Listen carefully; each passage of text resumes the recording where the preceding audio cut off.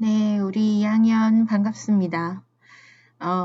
코로나 사태 때문에 원격 강의를 시작하게 됐지만 사실 이 실험실 안전수칙이라는 부분이 일반화학 실험 수업에 가장 먼저 여러분한테 얘기가 되어야 되는 부분이에요. 이런 부분을 사실상 제가 여러분 눈앞에서 손짓 발짓 섞어가며 그렇게 진행을 하는 것이 효율적인데 이렇게 안전수칙을 원격으로 진행하게 되어 유감입니다.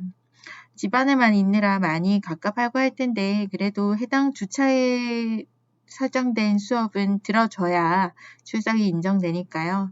한 2주만 참다가 4월에 건강한 모습으로 만나도록 합시다. 실험실 안전수칙 일반화학 실험 수업 1주차 1교시 시작하도록 하겠습니다. 우선 실험실 안전사고 관련해서 이렇게 세종대 황산 누출, 한양대 실험실 화재, 부경대학교 폭발 사고 등의 기존 어떤 안전사고 관련한 뉴스 먼저 시청을 하고 가도록 하겠습니다. 오늘 오전 10시 반쯤 부산 대연동 부경대학교 장영실관 실험실에서 이산화탄소 주입기계가 폭발했습니다. 이 사고로 이산화탄소 용기 뚜껑이 강한 압력을 받아 날아가 39살 유모 씨를 덮쳐 유 씨가 숨지고 근처에 있던 대학생 등 2명이 폭발음에 놀라 기절했지만 다친 곳은 없는 것으로 확인됐습니다. 경찰은 이산화탄소 주입기계를 제작해 납품하는 유 씨가 실험실에서 기계를 시운전하는 과정에 이산화탄소 용기가 압력을 견디지 못해 폭발을 일으킨 것으로 보고 정확한 경위를 조사하고 있습니다. 세종대학교 실험실에서 황산이 유출돼 7명이 다쳤습니다. 지난 5월 실험실에서 유독가스가 유출된 지 2달 만에 또다시 발생한 안전사고입니다. 한현희 기자가 보도합니다. 심하게 화상을 입은 학생이 구조대의 부축을 받고 실험실을 빠져나갑니다. 여학생들은 울면서 구급차에 올라탑니다. 실험실에서 황산이 유출된 겁니다. 황산이 유출된 실험실은 아수라장이 됐습니다. 사고가 난 건 오후 5시 10분쯤. 황산이 몸으로 튀면서 실험실에 있던 교수와 학생 등 7명이 화상을 입었습니다. 사고가 발생한 건물입니다. 사고가 나자 건물 안에 있던 교수와 학생 등 60여 명이 긴급 대피했습니다. 경찰과 소방당국은 실험을 하다 실수로 황산이 든 비커를 깨면서 사고가 발생한 것으로 보고 경위를 조사하고 있습니다. 황산 유출된 걸 갖다가 모래를 이용해서 바닥에 있는 황산을 갖다가 이렇게 희석시키고. 사고가 난 세종대에선 지난 5월에도 실험실에서 유독가스가 유출돼 학생 2천여 명이 긴급 대피했습니다. 2개월도 채 되지 않아 또다시 사고가 난 겁니다. 안전불감증이 잇따른 사고를 부르는 것은 아닌지 실험실 안전관리가 부실하다는 지적이 나오고 있습니다. YTN 한현입니다. 오늘 오전 10시 20분쯤 경기도 안산시 한양대학교 에리카 캠퍼스가 있는 한국생산기술연구원 실험실에서 화학실험 중 불이 났습니다. 이 불로 24살 김모 씨 등 대학생 6명이 다쳐 병원으로 옮겨져 치료를 받았으며 실험자재 등이 불에 타 소방서 추산 2,100만 원의 재산 피해가 났습니다. 네, 동영상 잘 보았습니까? 일단 실험실 사고의 원인에 대한 조사 결과를 보면 개인 부주의가 36건, 2007년 자료긴 합니다만 그 이후로는 굉장히 많이 더 업데이트가 됐을 거예요. 일단 분포만 보자면 개인 부주의가 51.4%, 그리고 안전수칙 미준수가 4.4%, 보호구 미착용이 7.2%, 기타 실험자의 작업, 활동 관련이 18.6%, 시설물이나 기계 공구, 용기의 안전이 미비한 경우가 18.6%. 그래서 안전이 미비하거나 개인의 부주의한 부분을 합치면 거의 70%에 해당합니다. 기재된 사고 원인을 한번 볼까요? 부주의와 금속 가공 실험 중 부주의, 사용자 부주의, 실험자 부주의, 불산 접촉 화상, 에탄올 눈에 들어가거나 온도계에 손이 베이거나 유리기구가 파손되거나 작업이 부주의하거나 폐액 용기 취급 부주의. 어떤 부분이 있냐면 서로 섞이면 폭발 반응을 일으키는 그러한 시약들이 있는데 팩에 넣을 때 그러한 것들을 잘 구분을 해서 넣어줘야 되는데 한 통에 그냥 부어버린 거예요. 들어가자마자 부글부글 반응하면서 팍 치솟아 오르는 경우가 있습니다. 주로 할로겐 용매들, 할로겐족들의 그걸 포함하는 시약들이 산염기를 반응하게 되면 그런 반응이 일어날 수가 있는데요. 이런 어떤 팩 용기 취급 부주의, 굉장히 주의해야 되는 그런 원인이 되겠습니다. 화학 반응에 의한 화상, 비커 취급을 부주의하다든지, 사실 이러한 유리로 된 실험기구가 굉장히 위험하죠. 그리고 시약이 얼굴에 분출된다든지, 사용자 취급 부주의, 보호구가 미착용, 예를 들어서 시약이 얼굴에 분출된다 하더라도 보호안경을 착용하고 있었더라면 눈에는 사실 큰 사고를 피할 수 있었을 텐데 보호구 미착용에 관한 부분이 있고요. 부주의, 실험장치의 부적합한 결합, 또한 성상별 분리수거가 미흡해서 생긴 부주의 등등이 개인 부주의가 됩니다. 전체적인 실험실 사고 원인 중에 반 이상이 개인 부주의에 해당합니다. 제가 아는 후배는 이렇게 UV, 자외선을 이렇게 눈으로 보면 안 되는데 자외선 램프를 실험을 잘할 거라고 눈으로 봐버린 거예요. 그래서 각막이 얇게 한풀 뜯겨져 나갔습니다. 당연히 시력의 손상, 극심한 고통 등이 따랐죠. 그래서 병원에 가서 이렇게 심각해서 한 3개월 동안 누워 있었어요. 그런 부분, 반드시 보안경을 착용하고 UV 램프를 눈으로 보면 안 되는데도 불구하고 봐서는 안 되는 램프를 눈으로 봐버렸어요. 그런 부분이라든지 아니면 또 다른 사고로 제 동기, 바로 그 사고가 있었을 때 제가 옆에 있었는데 여러분이 실험을 하게 되면 피펫이 이렇게 여기 피펫 파손으로 유리 파편을 찔리는 사고가 또 이렇게 발생하게 되는데 피펫이라는 것이 사실 용기의 그 어떤 볼륨에 따라서 굉장히 얇은 채 1cm가 안 되는 직경을 가지는 굉장히 얇은 유리관이 길이가 한 30cm 정도 되는 경우가 있어요. 이걸 이렇게 손으로 들고 얘가 탈탈 턴 거예요. 그 안에 있는 물을 털겠다고.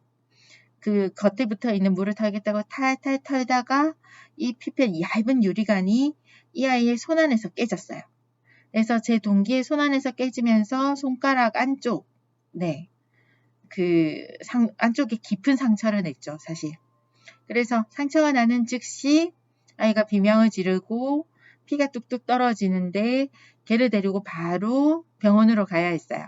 그래서 손가락을 더 이상 그 정도 되면 지혈이 쉽게 안 되기 때문에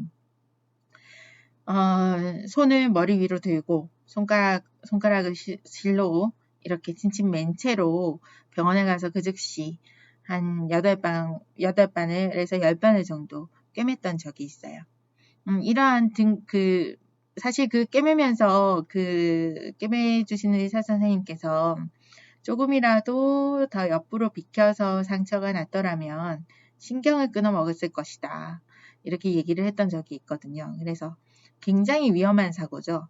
그래서 이런 실험실에서의 위험한 사고는 앞선 동영상에서 여러분이 봤듯이 굉장히 순식간에 기대하지 않았던 원인에 의해서 부지불식간에 발생합니다.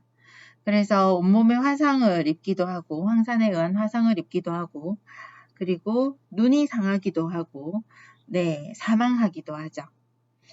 어떤 압력 용기 파열에 대한 부분이 이제 부경될 경우가 되겠는데 다양한 부분이 사실상 사고 원인으로 지목이 되고 이 중에 가장 큰 비중을 차지하는 것이 개인의 부주의라는 사실을 잊지 말기를 바랍니다. 자, 그러면 실험실 안전은 왜 필요할까? 실험실 안전이 필요한 이유는 실험실의 위험성으로부터 자신과 타인을 보호하기 위함입니다. 자신도 보호해야 하고 타인도 보호해야 하는 거죠. 실험실 위험인자의 종류에는 화학적 위험인자, 물리적 위험인자, 생물학적 위험인자, 인간공학적 위험인자 등 4가지 분류로 나눌 수가 있습니다. 이 중에 화학적 위험인자는 여러분도 능히 예상이 가능한 산, 염기, 그리고 몸 안에 축적되면 절대 나오지 않고 장기 독성을 일으키는 다양한 중금속류, 이러한 시약들이 화학적 위험인자에 해당하고요. 물리적 위험인자는 유해광선, UV라든지 소음, 진동, 고열, 때로는 극저온, 사람의 피부를 쉽게 상하게 만들죠. 차갑다고 해서 무시할 게 아니죠. 네, 그래서 물리적 위험인자는 이러한 소음, 진동, 고열, 저온, 유해광선 등을 얘기합니다. 생물학적 위험인자는 사실 세균이나 곰팡이, 바이러스, 바이러스 하니까 또 이렇게 원격 강의를 찍고 있게 만든 코로나 바이러스가 생각이 나네요. 만일에 위험한 바이러스를 가지고 실험을 하고 있었던 경우에 그 바이러스의 취급을 부적정하게 하는 경우 바이러스가 실험실 밖으로 나가서는 안 되는 바이러스가 누출이 되었다라고 하는 경우에는 심각한 사고로 이어질 수 있습니다. 또한 실험실에 늘상 존재하는 곰팡이 등등은 여러분의 호흡기를 건강을 해칠 수가 있고요. 또한 독을 가지고 있는 곤충, 이런 어떤 다양한 부분들이 생물학적 위험인자에 해당하게 됩니다. 인간공학적 위험인자는 이게 좀 생소한 인자가 될 텐데요. 부적절한 자세가 주로 인간공학적 위험인자가 됩니다. 굳이 테이블에 기대지 않아도 되는데 항상 기대는 습관을 가지고 있었다든지, 그리고 허리를 그렇게 굽히지 않아도 되는데 허리를 굽히고 항상 무언가 실험 조작을 했었다든지, 사실 이렇게 사람의 눈 위치에 있어야 되는 기기가 바닥에 놓여 있는다든지 하는 경우에는 사람이 내도록 앉아서 작업을 해야 하죠. 이러한 부적절한 그런 어떤 기기의 위치함으로 인한 부적절한 자세, 또는 실험하는 사람이 습관적으로 가지고 있는 부적절한 자세가 인간공학적 위험인자가 됩니다. 이렇게 부적절한 자세로 항상 기대고 있다가 그 테이블에 이렇게 허리를 기대고 서 있는 습관을 가지고 있는 어떤 학생의 경우에 그 테이블에서 누군가 황산을 만지다가 쏟았어요. 그 황산이 흐르고 흘러 그 학생이 기대고 있는 신체 접촉 부위까지 닿는 순간 심각한 화상을 입게 됩니다. 예를 들면 이런 거예요. 네, 그래서 이런 실험실의 위험인자의 종류에는 화학적 인자, 물리적 인자, 생물학적 위험인자, 인간공학적 위험인자가 있다는 사실을 꼭 기억해 주세요. 자, 그러면 실험실에서의 안전에 관해서 일반 사항을 말씀드릴게요. 실험실에서의 위험성 있는 실험을 실험실에서 할 때는 적절한 보호구를 착용해야 합니다. 반드시 실험복을 입음으로써 여러분의 의복과 피부를 지켜야 하고요. 손이 노출될 경우에는 손에는 항상 안전장갑을 착용합니다. 그리고 눈도 굉장히 보호되어야 할 그러한 중요한 기간에 해당하기 때문에 보안경도 꼭 착용하는 것이 좋습니다.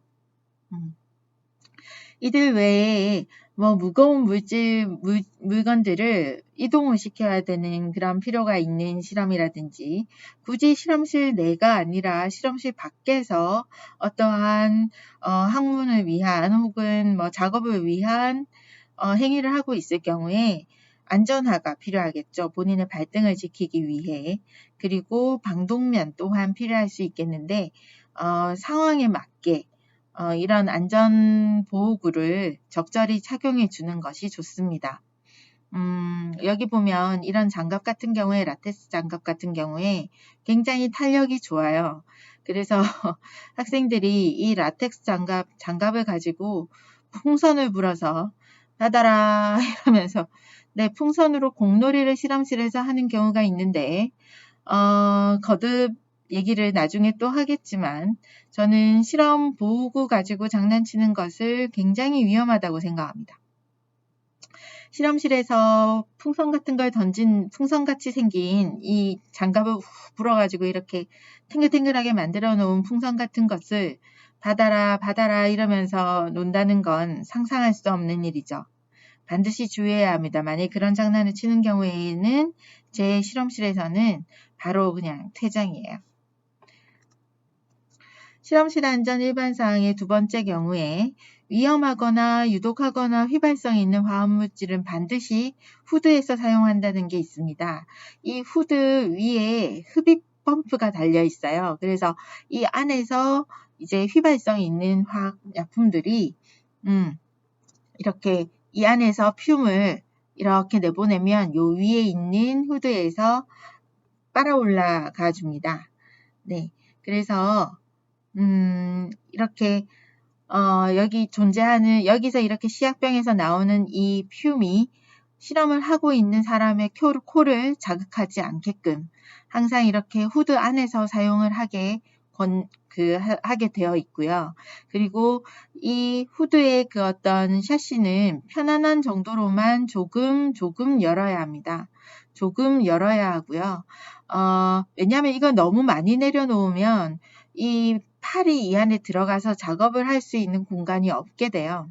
그래서 편안한 정도로만 열고 이 안에 있는 후드 안에 있는 씨앗들이 충분히 시야에 들어오도록 항상 이 샤시는 깨끗하게 관리가 되어야 하고요.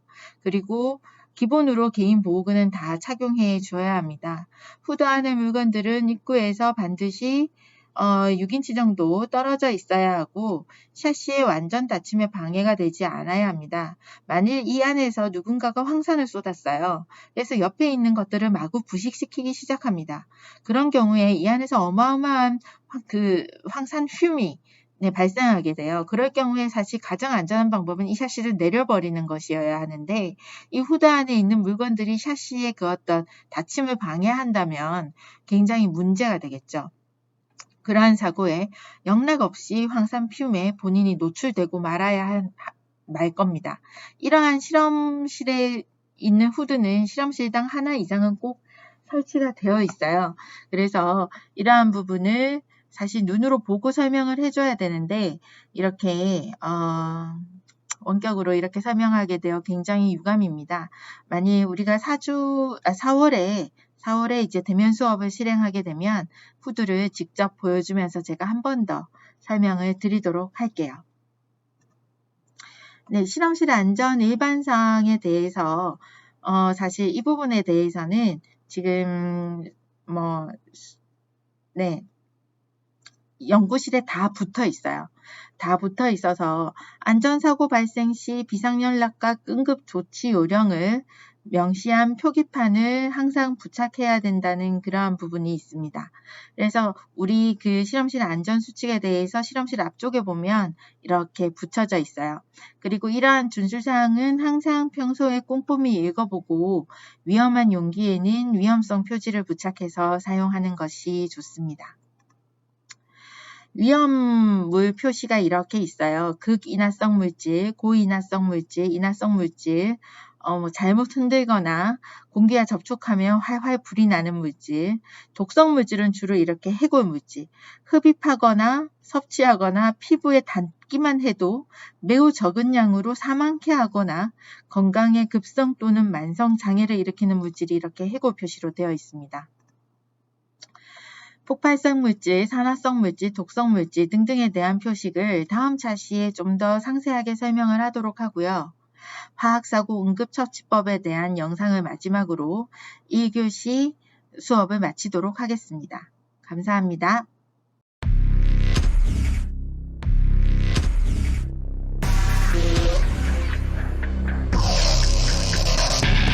경북 구미에 있는 유리 가공 공장에서 황화수소로 추정되는 유해 화학물질이 누출됐습니다. 질소가스가 새나가면서 이 사고로 팽소했던 화학물질은 현재 4명으로 의식 불명 상태. 지금까지 확인된 사망자는 남성 3명과 여성 1명이며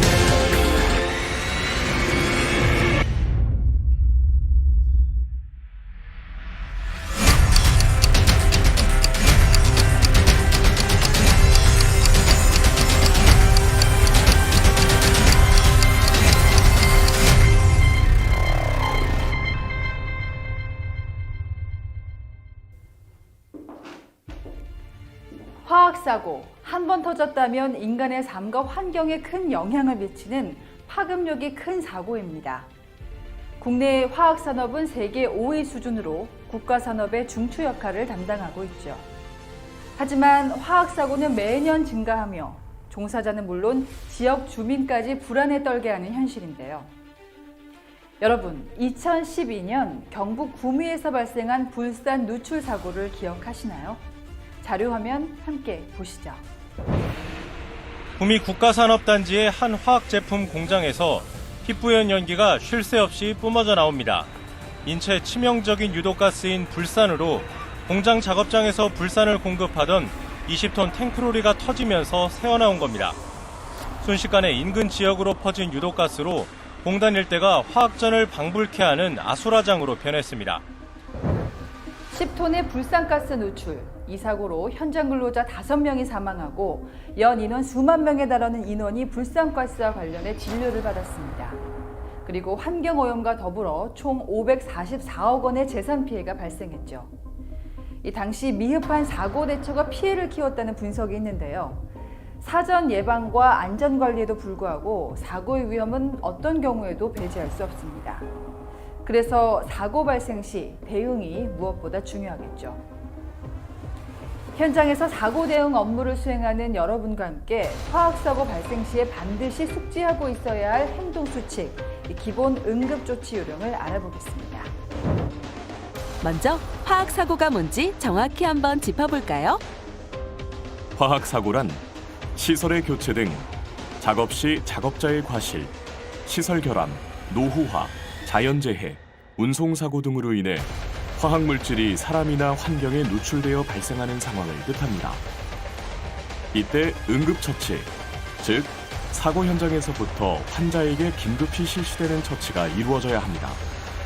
촌각을 다투는 긴박한 상황, 신속 정확한 응급처치는 환자의 생사를 좌우할 정도로 중요한데요. 환자의 생명 구조는 물론 상해의 악화 방지와 합병증을 최소화합니다. 처치 후의 환자의 회복에도 결정적인 영향을 주죠. 특히 화학사고 시의 응급처치는 일반 응급처치와 다르고 주의할 점도 있습니다. 적절한 응급처치를 위해서는 화학물질이 인체에 어떤 영향을 미치는지 정확히 알아야 하겠죠. 눈에 보이지 않는 화학물질은 인체에 어떤 경로로 노출되고 어떤 영향을 미칠까요? 첫째로는 피부를 통한 손상이 있습니다. 자극성이 있는 물질 중 산과 알칼리와 같은 부식성 물질이 피부나 눈에 직접 접촉되었을 경우 화상이 발생합니다. 심각한 경우 전신 증상이 나타나 생명을 위협하게 됩니다. 두 번째는 흡입에 의한 중독입니다. 일산화탄소, 염소가스 등 기체 형태의 화학물질을 흡입하면 저산소증, 기도 폐쇄와 같은 중독 증상을 보일 수 있습니다. 환자가 유해 화학물질을 섭취한 경우 환자의 의식이 있다면 구토를 유도하여 물질을 제거할 수 있습니다. 단, 산, 알칼리, 석유화학 제품 등은 구토를 유발하면 2차 손상을 초래할 수 있으므로 주의해야 합니다.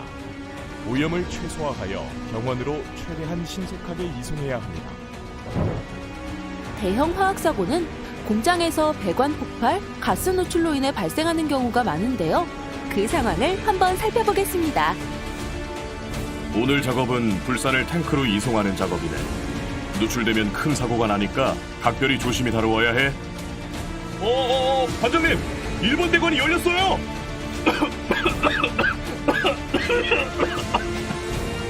철수씨, 이봐, 정신 차려! 철수씨, 내 말 들려?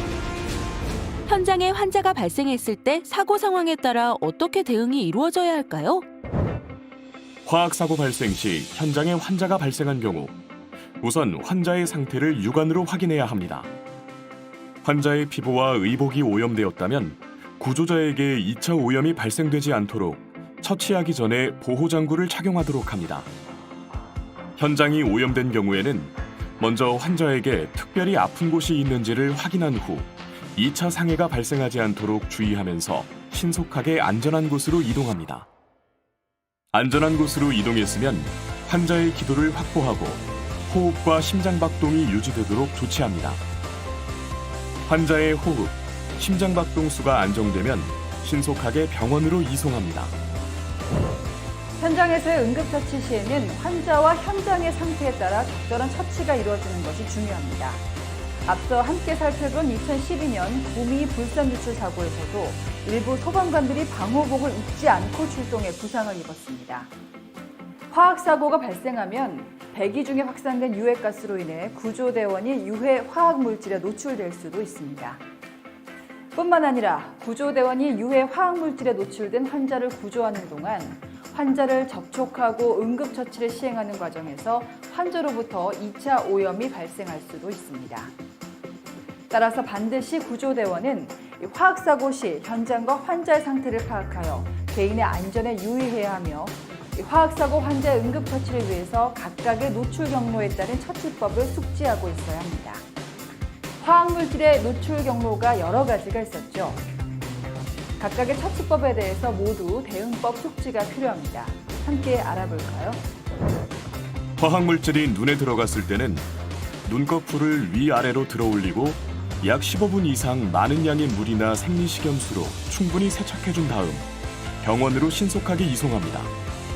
화학물질이 피부에 닿았을 때는 오염된 옷과 신발을 제거한 다음 많은 양의 물과 비누를 사용하여 적어도 15분 정도 세척한 후 병원으로 신속하게 이송합니다. 유해 화학물질을 흡입하였을 경우에는 우선 신선한 공기가 있는 곳으로 이동하거나 산소를 공급하도록 합니다. 이때 적절한 장비를 이용하여 인공호흡을 시행하되 노출 환자가 물질을 섭취하거나 흡입하였으면 구강대 구강 인공호흡은 피하고 적절한 장비를 이용하여 인공호흡을 실시합니다. 호흡이 유지되면 신속하게 병원으로 이송합니다. 환자가 유해 화학물질을 섭취한 경우 환자의 의식이 있다면 구토를 유도하여 물질을 제거할 수 있습니다. 단, 산, 알칼리, 석유화학 제품 등은 구토를 유발하면 2차 손상을 초래할 수 있으므로 주의해야 합니다. 오염을 최소화하여 병원으로 최대한 신속하게 이송해야 합니다. 지금 이 순간에도 산업 현장은 쉴 새 없이 가동되고 있습니다. 화학사고는 언제라도 발생할 수 있고 그 피해 규모가 매우 클 수 있으므로 안전관리 역량 강화와 인명피해 최소화를 위한 응급처치가 매우 중요합니다. 화학사고 현장 안전 담당자 여러분, 각자의 임무와 역할이 몸에 배도록 평소에 끊임없는 연습과 훈련을 반복해 화학사고에 대비하고 나아가서는 사고에 대한 피해를 최소화하도록 해야겠습니다.